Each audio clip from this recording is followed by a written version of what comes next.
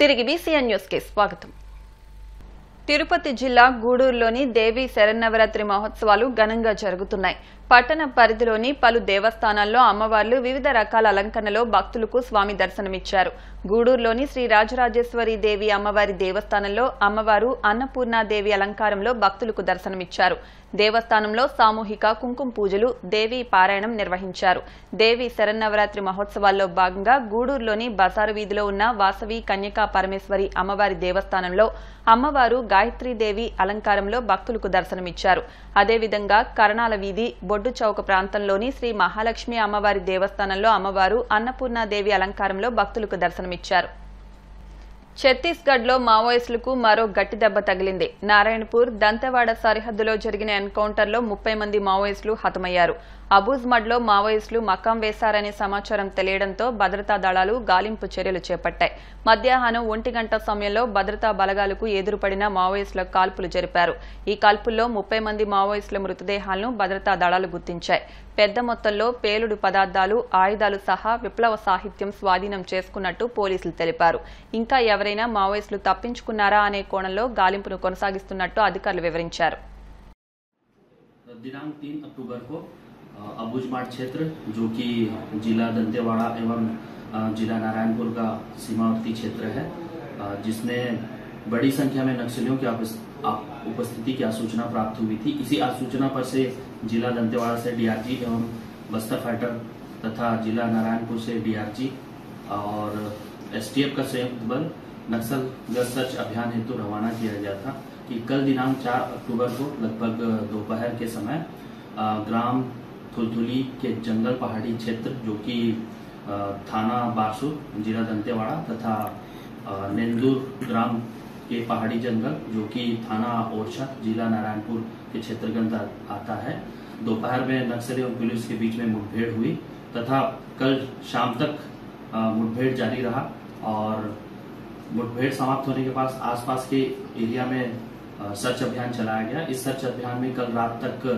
28 वर्दीधारी नक्सलियों का शव बरामद कर लिया गया था तथा और भी 100 नक्सलियों के शव मिलने की संभावना व्यक्त की गई थी तथा आज अभी तक कुल 31 वर्दीधारी नक्सलियों के शव बरामद कर लिए गए हैं।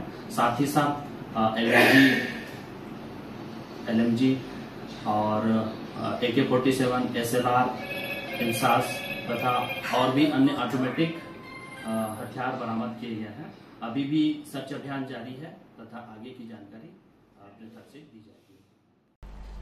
అనంతపురం నార్పల వద్ద బైక్లోని బ్యాగ్లో పెట్టిన 3 లక్షల నగదు చోరీ కలకలం రేపింది. నార్పల మండల కేంద్రంలోని స్టేట్ బ్యాంక్ సమీపంలోని వెంకటంపల్లి గ్రామానికి చెందిన శ్రీనివాసులు అనే వ్యక్తి తన ద్విచక్ర వాహనం బ్యాగ్లో డబ్బులు పెట్టి వేరే షాపునకు వెళ్లాడు. తాను తిరిగి వచ్చేసరికి 3 లక్షల రూపాయలను గుర్తు తెలియని వ్యక్తి ఎత్తుకెళ్లాడు. ఈ సంఘటనపై పోలీసులు కేసు నమోదు చేసి దర్యాప్తు చేపట్టారు. ఎన్డీఏ కూటమిలో ప్రధాన భాగస్వామ్యమైన టీడీపీ విశాఖ స్టీల్ ప్లాంట్ పరిరక్షణకు చర్యలు తీసుకోవాలని ఏపీ పీసీసీ అధ్యక్షురాలు వైఎస్ షర్మిల డిమాండ్ చేశారు. విశాఖ స్టీల్ ప్లాంట్ ప్రైవేటీకరణకు వ్యతిరేకంగా సిపిఐ ఆధ్వర్యంలో నిర్వహించిన రౌండ్ టేబుల్ సమావేశంలో ఆమె మాట్లాడారు. ప్రతిపక్ష నాయకుడి హోదాలో చంద్రబాబు విశాఖ స్టీల్ ప్లాంట్ పరిరక్షణ కోసం కేంద్రానికి లేఖ రాశారని, ఆ లేఖలో స్వయంగా ఆయన సంతకం కూడా చేశారని గుర్తు చేశారు. ప్లాంట్ను రక్షించుకునేందుకు రాజీనామాలకు సైతం సిద్దమని పేర్కొన్నారని వెల్లడించారు. విశాఖ స్టీల్ ఆంధ్ర రాష్ట్రానికి తలమానికమని, ప్లాంట్కు హాని జరిగితే ఎట్టి పరిస్థితుల్లో ఊరుకోమని హెచ్చరించారు. చీఫ్ మినిస్టర్ గారికి రిప్రజెంటేషన్ ఇవ్వాలి, ఇది కూడా అటాచ్ చేయండి సార్ అన్న, ఇది కూడా అటాచ్ చేయండి. ఆయనే స్వయంగా రాసిగీత సంతకం పెట్టారు, మేమందరం రాజీనామాలు చేయడానికైనా సిద్ధము అని.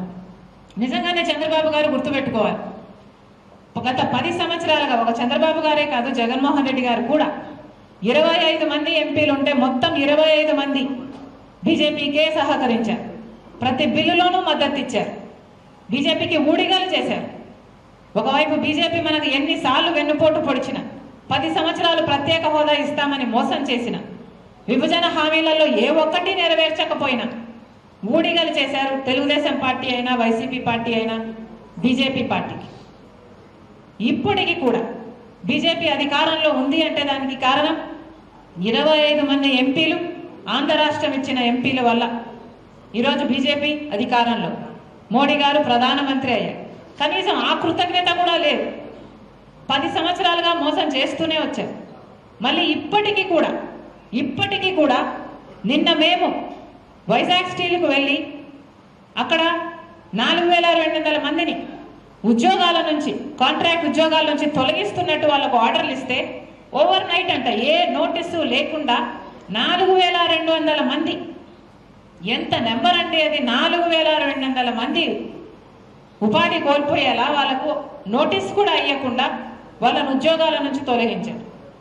హడావిడిగా మేము అక్కడికి వెళ్ళి ఇది జరగడానికి వీల్లేదు, అయితే నిరాహార దీక్షకైనా కూర్చుంటాము అని నేనే స్వయంగా వెళ్ళి కాంగ్రెస్ పార్టీ తరఫున బెదిరిస్తే ఆఖరికి దిగొచ్చి వాళ్ళని మళ్ళీ రీఇన్స్టేట్ చేశారు.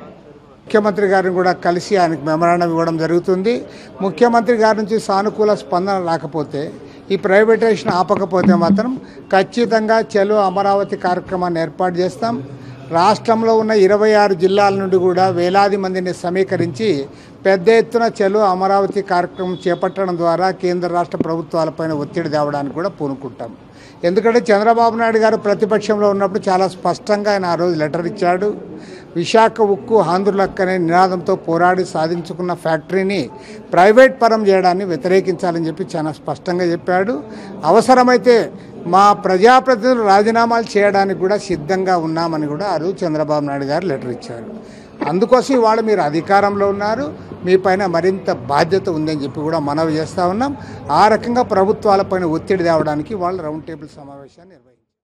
వార్తలు ముగించే ముందు ముఖ్యాంశాలు మరొకసారి. డిసెంబర్లో విశాఖలో జరగనున్న బిగ్ భారత్ క్రికెట్ లీగ్ పోటీలు. మంగళగిరిలో పోస్టర్ను ఆవిష్కరించిన రాష్ట్ర రవాణా యువజన క్రీడా శాఖ మంత్రి రాంప్రసాద్ రెడ్డి. రామలింగేశ్వర స్వామి ఆలయంలో ఘనంగా శరన్నవరాత్రి మహోత్సవాలు. 3వ రోజు పుస్తకపాణి అవతారంలో భక్తులకు అమ్మ దర్శనం.